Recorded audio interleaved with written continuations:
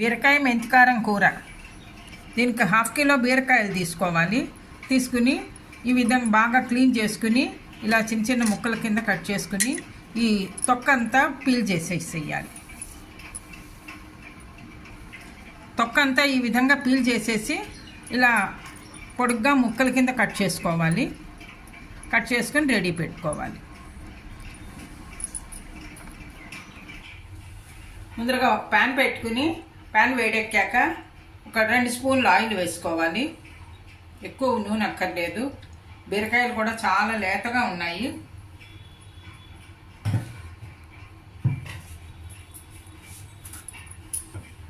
నూనె వేడెక్కాక ఈ కట్ చేసుకున్న బీరకాయ ముక్కలు వేసుకోవాలి నూనెలోను.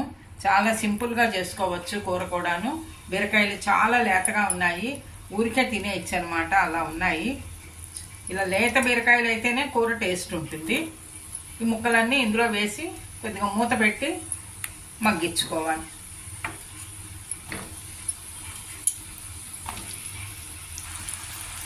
కొద్దిగా పసుపు,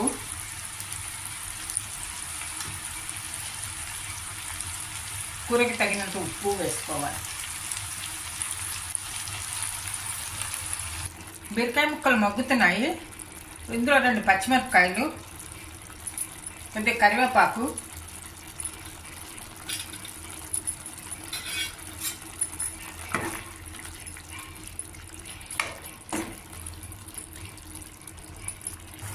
బీరకాయ ముక్కలు మగ్గాయి.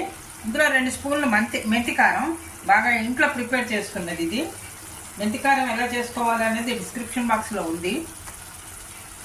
ధనియాలు, శనగపప్పు, మెంతులు అన్నీ వేస్ట్ చేసింది. బాగా మిక్స్ చేసుకోవాలి. కొద్దిగా మెంతికారం కలిసేదాకా కూర ముక్కలకి పట్టాలి కదా, అందుకని పట్టేదాకా కొద్దిగా దీని మీద ఉంచుకోవాలి, స్టవ్ మీద.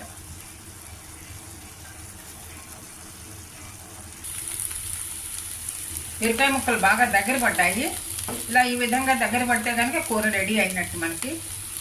ఇది సర్వింగ్ ప్లేట్లో తీసేసుకోవటమేనండి. కూర రెడీ అయిపోయింది బీరకాయ మెంతికారంతో. ఆయిల్ కూడా బయటకు వస్తుంది, చాలా బాగా మగ్గింది. అందులో లేత బీరకాయలు కదా. బీరకాయ మెంతికారం కూర చాలా సింపుల్గా ఈజీగా చేసేసుకోవచ్చు.